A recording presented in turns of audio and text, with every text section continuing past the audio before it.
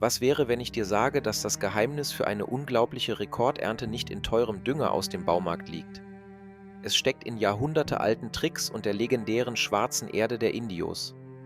Vergiss die teure Ausrüstung und die ganzen chemischen Keulen, die dir versprochen werden. Die größten Erntegeheimnisse sind oft hunderte von Jahren alt, fast vergessen und dabei unglaublich wirkungsvoll. Viele von uns kennen das doch nur zu gut. Man hat nur einen kleinen Balkon, einen winzigen Hinterhof oder ein Beet, das einfach nicht so richtig in die Gänge kommt. Der Boden ist ausgelaugt, die Pflanzen kümmern vor sich hin und die Ernte ist, naja, sagen wir mal, eher bescheiden.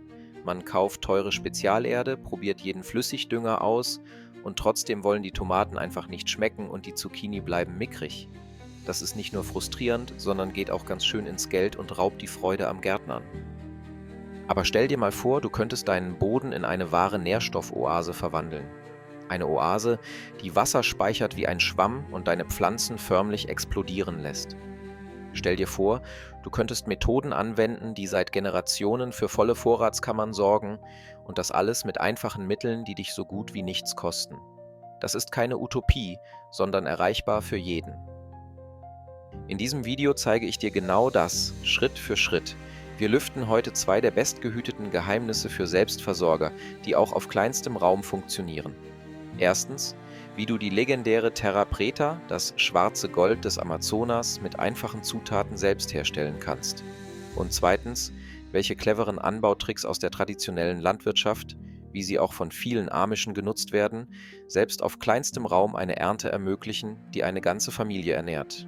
Bleib unbedingt dran, denn was du heute lernst, könnte die Art, wie du gärtnerst, für immer verändern und deinen grünen Daumen auf ein neues Level heben.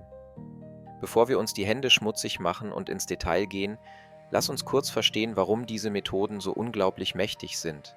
Das ist keine Magie oder ein Zufallsprodukt, sondern einfach nur geniale Biologie und angewandte Ökologie. Es ist das Verständnis für die natürlichen Kreisläufe, das hier den Unterschied macht.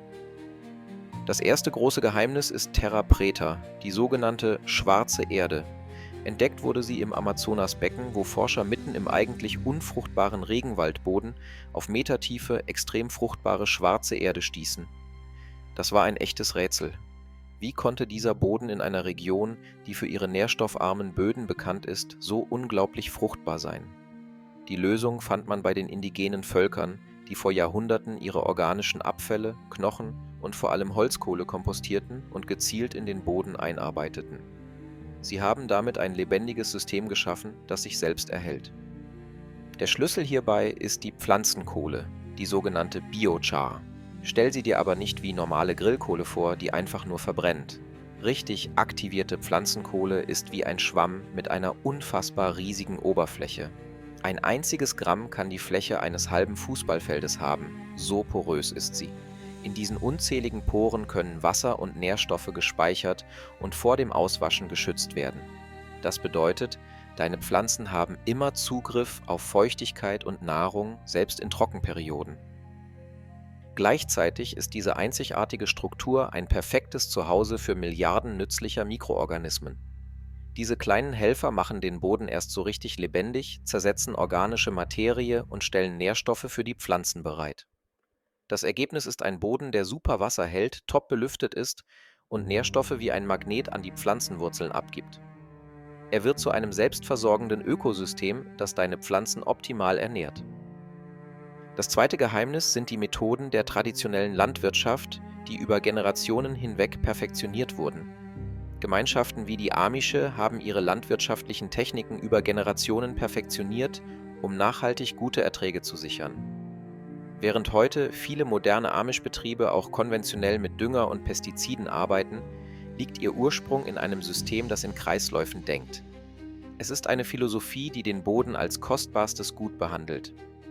Abfälle werden zu Dünger, der Boden wird als kostbarstes Gut behandelt und sie nutzen ausgeklügelte Systeme wie Fruchtfolgen und Mischkulturen. Diese Methoden helfen, Schädlinge natürlich in Schach zu halten und den Boden gesund zu erhalten. Es geht darum, mit der Natur zu arbeiten, nicht gegen sie und ihre Prinzipien zu verstehen und anzuwenden. Wenn wir also diese beiden Dinge kombinieren, die unerreichte Bodenfruchtbarkeit der Terra Preta und die cleveren, ressourcenschonenden Anbautechniken aus der traditionellen Landwirtschaft, dann schaffen wir ein System, ein System, das auf ganz natürliche Weise für riesiges Gemüse und eine absolute Rekordernte sorgt. Es ist eine Synergie, die das Beste aus beiden Welten vereint und dir zu einem blühenden Garten verhilft. So, genug der Theorie, jetzt machen wir uns die Hände schmutzig. Wir stellen eine einfache, aber extrem wirkungsvolle Version von Terra Preta her, die du sofort in deinem Garten anwenden kannst. Vergiss komplizierte Anleitungen und teure Spezialgeräte, du brauchst im Grunde nur ein paar einfache Zutaten, von denen du viele wahrscheinlich schon zu Hause hast oder leicht beschaffen kannst. Zutat Nummer 1: Pflanzenkohle, auch bekannt als Biochar. Du benötigst etwa 10 bis 15% der Gesamtmenge. Das ist unser Herzstück, der Motor deiner Terra Preta.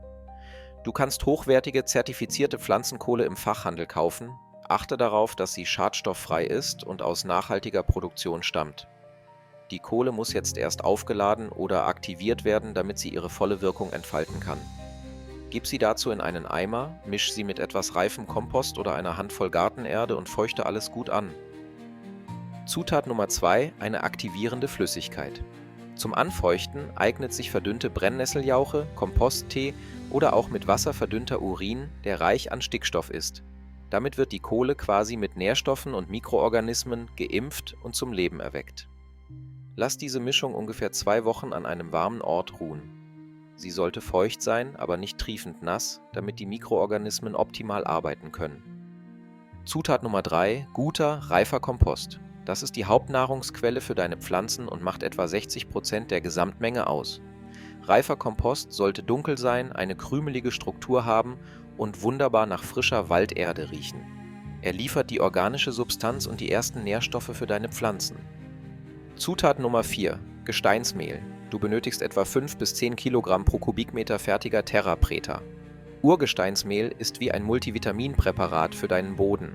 Es liefert wichtige Mineralien und Spurenelemente, die oft in modernen Böden fehlen. Hier gilt aber, weniger ist oft mehr, also halte dich unbedingt an die Dosierung, um ein Ungleichgewicht zu vermeiden. Zutat Nummer 5, optional, aber top: tierischer Mist. Falls du Zugang dazu hast, ist gut abgelagerter Pferde-, Rinder- oder Hühnermist ein fantastischer Stickstoffkick. Er beschleunigt die Aktivierung und liefert zusätzliche Nährstoffe. Aber Vorsicht! Hühnermist ist extrem potent, also nutze ihn eher sparsam und gut abgelagert, um deine Pflanzen nicht zu verbrennen. Und so mischst du alles zusammen, ganz einfach und unkompliziert. Breite eine Plane aus oder schnapp dir eine große Schubkarre, um genügend Platz zum Mischen zu haben. Gib zuerst den reifen Kompost hinein und verteile ihn gleichmäßig. Füge dann die aktivierte, mittlerweile dunkle und krümelige Pflanzenkohle hinzu. Streu das Gesteinsmehl und, wenn du ihn hast, den Mist darüber. Jetzt heißt es: mischen, mischen, mischen. Wende die Masse mehrmals mit einer Schaufel, bis eine gleichmäßige, dunkle und reichhaltig aussehende Erde entstanden ist.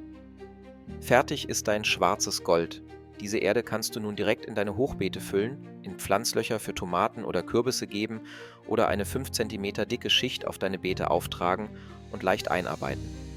Damit hast du die Grundlage für eine explosionsartige Ernte geschaffen, die dich begeistern wird. Ein perfekter Boden ist die halbe Miete, das haben wir gelernt. Die andere Hälfte ist, wie du ihn nutzt und welche cleveren Anbautechniken du anwendest. Hier sind 3 einfache, aber unglaublich effektive Techniken, inspiriert von traditionellen, nachhaltigen Gärten, die deine Ernte maximieren werden. Trick 1: die Fruchtfolge, die schlaue Rotation. Wer immer das Gleiche an dieselbe Stelle pflanzt, laugt den Boden aus und zieht Krankheiten an. Deshalb ist eine durchdachte Fruchtfolge so wichtig, wie sie in der traditionellen Landwirtschaft seit jeher praktiziert wird. Ein einfaches System für den Hausgarten ist die 4-Felder-Wirtschaft. Teile dein Beet gedanklich in 4 Zonen, auch wenn es nur kleine Bereiche sind. Im Jahr 1 kommen die Starkzehrer. Hier kommen die hungrigsten Pflanzen hin, wie Tomaten, Kürbis, Kohl und Kartoffeln. Sie bekommen die frische Terra-Preta-Mischung, da sie die meisten Nährstoffe benötigen. Im Jahr 2 folgen die Mittelzehrer. Im nächsten Jahr wachsen auf diesem Feld Karotten, Zwiebeln, Salat oder Fenchel. Sie benötigen weniger Nährstoffe als die Starkzehrer. Im Jahr 3 sind die Schwachzehrer an der Reihe. Jetzt folgen Erbsen, Bohnen und viele Kräuter. Der geniale Nebeneffekt: Erbsen und Bohnen binden Stickstoff aus der Luft im Boden und reichern ihn so für die nächste Runde wieder an. Im Jahr 4 gönnst du dem Boden eine Gründüngung. Gönn dem Boden eine Pause. In diesem Jahr säst du eine Gründüngung wie Phacelia oder Klee, um ihn mit organischer Masse zu versorgen und seine Struktur zu verbessern. Dieses System hält deinen Boden langfristig fit und unterbricht die Zyklen von Schädlingen und Krankheiten auf natürliche Weise. Trick 2: maximale Raumnutzung durch vertikalen Anbau und Mischkultur. Denk in die Höhe. Baue einfache Rankgerüste aus Ästen, Schnüren oder alten Paletten für deine Gurken, Bohnen und sogar Kletterzucchini.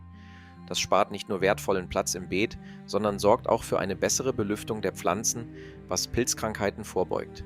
Kombiniere das mit einer cleveren Mischkultur. Pflanze Basilikum zwischen deine Tomaten, um Schädlinge abzuwehren und den Geschmack zu verbessern. Oder setze Ringelblumen an den Rand deiner Beete, um Fadenwürmer fernzuhalten. Ein Klassiker ist die Drei-Schwestern-Kombination.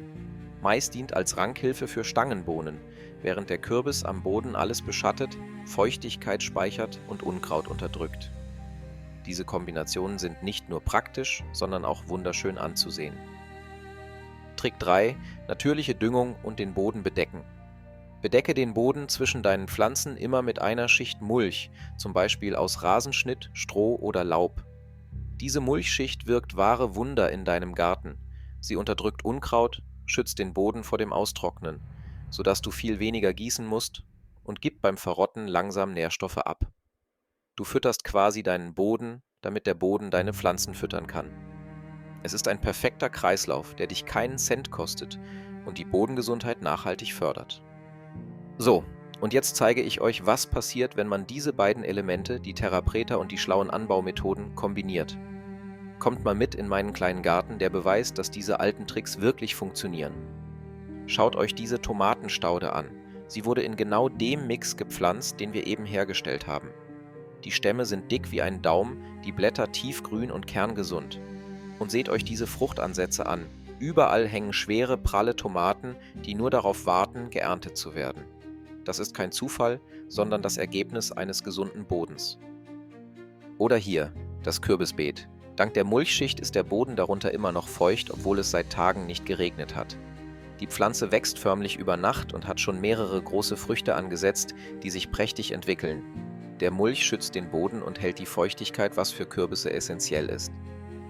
Aber das hier ist mein ganzer Stolz. Das ist mein Karottenbeet, ebenfalls mit einer Schicht Terra Preta aufgebessert und nach den Prinzipien der Fruchtfolge angebaut. Ich habe extra eine Karotte stehen lassen, um euch das Ergebnis zu zeigen. Seid ihr bereit für eine kleine Überraschung? Schaut euch das an. Das ist das Ergebnis, wenn der Boden tiefgründig, locker und voller Nährstoffe ist. Kein Vergleich zu den kleinen, verkrüppelten Möhrchen, die ich früher geerntet habe. Diese Karotte ist lang, gerade und perfekt gewachsen. Das ist der Beweis. Man braucht keine Wundermittel oder teure Chemie, sondern nur das richtige Wissen und die richtige Erde. Und der Geschmack von so einem selbst angebauten Gemüse, der ist einfach unbezahlbar und unvergleichlich. Was haben wir also heute gelernt? Es sind 2 einfache, aber revolutionäre Schritte, die deinen Garten und deine Ernte für immer verändern können. Erstens, verbessere deinen Boden fundamental mit der Kraft der Pflanzenkohle und erschaffe deine eigene Terra Preta. Dein Boden wird es dir mit unglaublicher Fruchtbarkeit danken, die über Jahre hinweg anhält. Zweitens, arbeite mit der Natur, nicht gegen sie, indem du kluge, traditionelle Techniken wie Fruchtfolge, Mischkultur und Mulchen anwendest. Du sparst Arbeit, Wasser und Geld und deine Pflanzen werden es dir danken. Du musst nicht alles auf einmal machen. Fang klein an. Mische dir vielleicht nur einen Eimer Terra Preta für deine Balkontomaten oder probier nächstes Jahr eine einfache Fruchtfolge in einem deiner Hochbeete aus. Du wirst von den Ergebnissen begeistert sein und schnell merken, wie viel Freude das Gärtnern bereitet, wenn die Pflanzen gedeihen. Wenn du mehr solcher alten, aber genialen Gartentricks sehen willst, dann abonniere doch den Kanal, um keine weiteren Tipps zu verpassen. Und jetzt seid ihr dran. Was sind eure Erfahrungen mit Terra Preta oder alten Anbaumethoden? Schreibt eure besten Tipps und Fragen unten in die Kommentare. Ich bin super gespannt, von euch zu lesen und mich mit euch auszutauschen. Vergesst nicht, der fruchtbarste Garten beginnt nicht im Baumarkt mit teuren Produkten, sondern mit dem Verständnis für die Natur und ihren Kreisläufen. Viel Spaß beim Gärtnern und bei der Rekordernte.